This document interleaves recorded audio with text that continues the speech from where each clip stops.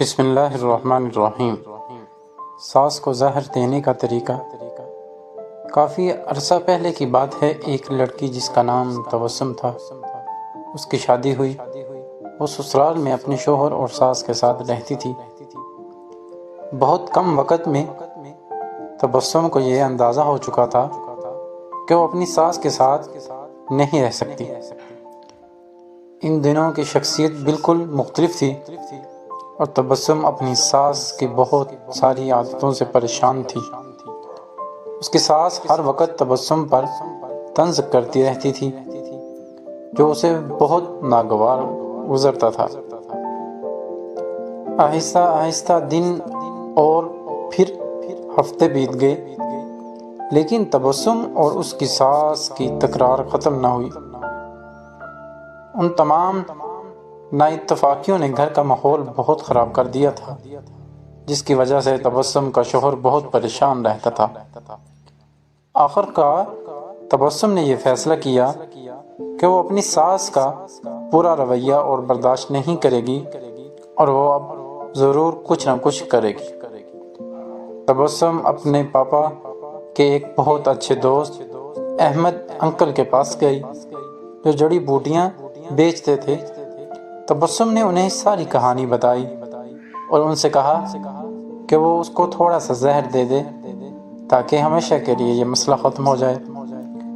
Ahmad uncle نے تھوڑی دیر کے لیے کچھ سوچا اور پھر کہا کہ تبسم، میں اس مسئلے کو حل کرنے میں تمہاری مدد کروں گا، لیکن تمہیں ویسا ہی کرنا ہوگا جیسا میں تمہیں کہوں گا۔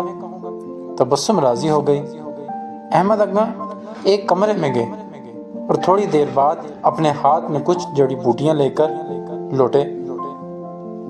انہوں نے تبسم کو کہا کہ تم اپنی ساس کو مارنے کے لیے فوری زہر استعمال نہیں کر سکتی، کیونکہ اس طرح سب تم پر شک کریں گے، اس لیے میں تمہیں یہ جڑی بوٹیاں دے رہا ہوں۔ یہ آہستہ آہستہ ان کے جسم میں زہر پھیلائیں گی۔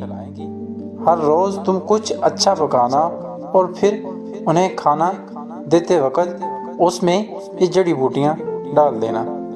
اور ہاں، اگر تم چاہتی ہو کہ کوئی تم پر شک نہ کرے کہ تم نے انہیں مارا ہے، تو تمہیں یہ خیال رکھنا ہوگا کہ تمہارا رویہ ان کے ساتھ بہت دوستانہ ہو۔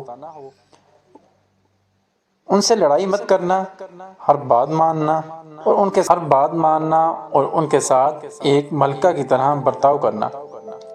تبسم یہ سب سن کر بہت خوش ہوئی۔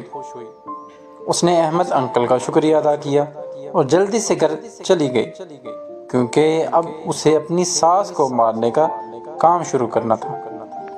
ہفتے گزر گئے اور پھر مہینے۔ تبسم روز کچھ اچھا پکا کر اپنی ساس کو خاص طور پر پیش کرتی تھی۔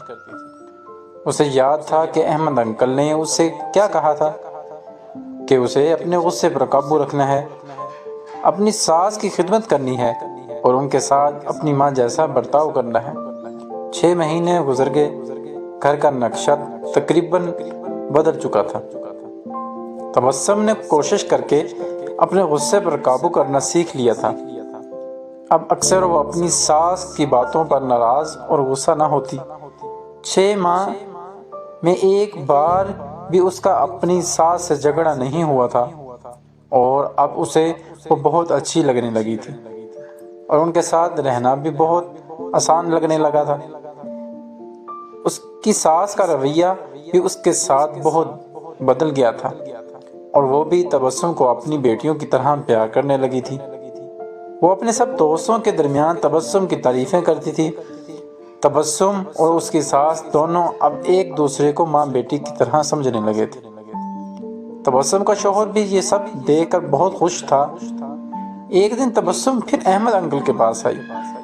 تبسم نے کہا کہ آپ مجھے طریقہ بتائیں کہ کیسے میں اپنی ساس کو اس زہر سے بچاؤں جو میں نے انہیں دیا ہے۔ وہ بہت بدل گئی ہیں، میں ان سے بہت پیار کرتی ہوں اور میں نہیں چاہتی کہ وہ اس زہر کی وجہ سے مر جائیں جو میں نے انہیں دیا ہے۔ احمد انکل مسکرائے اور کہنے لگے کہ تمہیں ڈرنے کی ضرورت نہیں ہے، میں نے تمہیں زہر نہیں دیا تھا، بلکہ جو جڑی بوٹیاں میں نے تمہیں دی تھی وہ وٹامن کی تھی تاکہ ان کی صحت بہتر ہو جائے۔ زہر صرف تمہارے دماغ میں ہے اور تمہارے رویے میں تھا، لیکن وہ سب تم نے اپنے پیار سے ختم کر دیا۔ یاد رکھیے، ہمارا رویہ، ہمارا الفاظ اور ہمارا لہجہ یہ فیصلہ کرتا ہے کہ دوسرے ہمارے ساتھ کیا رویہ اپناتے ہیں۔ دعاؤں میں یاد رکھیے اور چینل کو سبسکرائب کر دیں۔ دوستو، چلتے چلتے وہی ایک بات میں کرتا چلوں، اگر آپ کو کوئی تحریر، واقعہ، کہانی، سٹوریز، کوئی بھی اگر میری پسند آ جائے، میرے چینل پہ سنتے ہیں جو آپ، تو پلیز آگے ضرور شیئر کر دیا کریں، اس سے ہمیں بہت سبق حاصل ہوتا ہے۔ اور اگر میرے چینل پہ آپ نیو ہوتے ہیں تو پلیز چینل کو سبسکرائب ضرور کر دیا کریں اور دوستوں کے ساتھ شیئر کر دیا کریں۔ اس سے تو آپ کا کچھ نہیں جائے گا، چند منٹ کی اٹھائی ہوئی تکلیف ہزاروں لوگوں کے لیے سبق آموز ثابت ہوگی۔ تب تک کے لیے اجازت دیں، اپنا بہت سارا خیال رکھیے گا، مجھے دعاؤں میں یاد رکھیے گا۔ اللہ حافظ۔